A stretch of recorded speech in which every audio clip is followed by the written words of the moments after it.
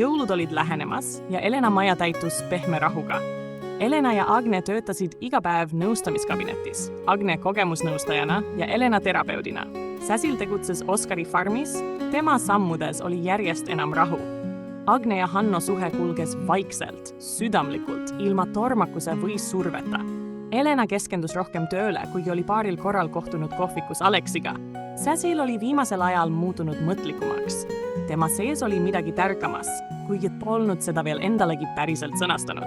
Ühel kõrbedalt külmal hommikul otsustasid 3 naist minna metsa kuuske tooma. Säsil võttis kaasa vana käsisae ja läbi lumesaju suundusid nad metsa. Nad lõkerdasid naerda, meenutades vana rahvatarkust. Läksin metsa kuusele, nägin karu ja kakasin ka. Hetk, mil lumi krudises jalgade all ja naer soojendas südameid, jäi meelde. Tagasi kodus seati tugev ja sirge kuusk elutoa nurka. Elena ja Agne ehtisid seda hoolikalt, samal ajal kui Säsil rullis köögis piparkoogi tainast. Peagi levisid ahjust vürtsikad lõhnad, akna taga langes pimedus ning küünlad laual lõid tuppa soojust. Majas valitses vaikus ja lähedus.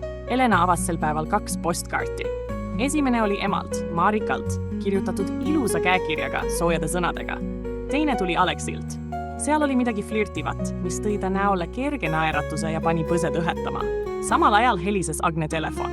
Helistajaks oli Anna, tema ema. Agne oli ise plaaninud helistada, aga kõne tuli temani.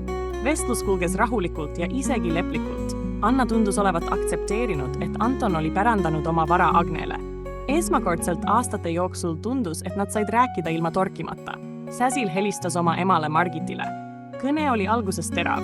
Ema ei hoidnud end tagasi, kuid Säsil jäi rahulikuks. Ta rääkis tööst farmis, sõpradest ja stabiilsusest, mille ta leidnud oli. Midagi selles vaikses vastuseisus murdus. Lõpuks sooviti teineteisele häid jõule. Õhtul, kui jõululaud oli kaetud, verivorstid kapsas, kartulid, sealiha ja glöögi, istusid nad 3 laua taha. Küünlad põlesid, kuuse all ootasid kingitused. Igaühelt 2, kokku 6. Naer, tänulikkus ja vaikus täitsid toa. Siis tõusis Agne püsti, käes 3 piklikku ümbriku. Ta ulatas ühe Elenale, teise Säsilile. Ma kinkisin meile aastavahetuse kruiisi Rootsi, lausus ta. Rõõmukisa, kallistused ja isegi mõned pisarad ei jäänud tulemata. Siis koputati uksele. Hou, kau! Hüüdis madal hääl. Agne avas ukse ja seal seisis jõuluvana. Või õigemini Oskar. Kohe tema järel tulid Hanno ja Aleks, kõik maskeeritud. 3 jõuluvana korraga, suur kingikott käes. Säsil punastas, Elena naeris ja Agne kutsus nad rõõmsalt sisse. Mõni päev hiljem asusid nad teele. Laevale jõudes kohtasid nad ootamatult Eva-Liisat koos võõra mehega. Eva-Liisa tõmbas Elena kõrvale ja sosistas. Palun ära räägi Aleksile, et sa mind siin nägid. Elena noogutas, aga ütles vaikselt, sa peaksid talle ausalt rääkima, ta väärib seda. Laevas söödud õhtusöök, hiljem showbaari melu ja Säsili veidi liialdatud kokteilid jätsid oma jälje. Hommikune jalutuskäik Stockholmis tõi kainuse tagasi. Säsil, päikeseprillid silmil, vaikis.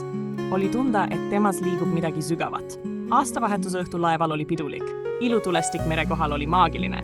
Agne vaatas üles ja lausus, see on üks mu parimaid aastavahetusi. Elena noogutas, sest koos nii armsate inimestega on iga hetk ilus. Tagasi koju jõudes olid nad küll väsinud, kuid südames rikkamad.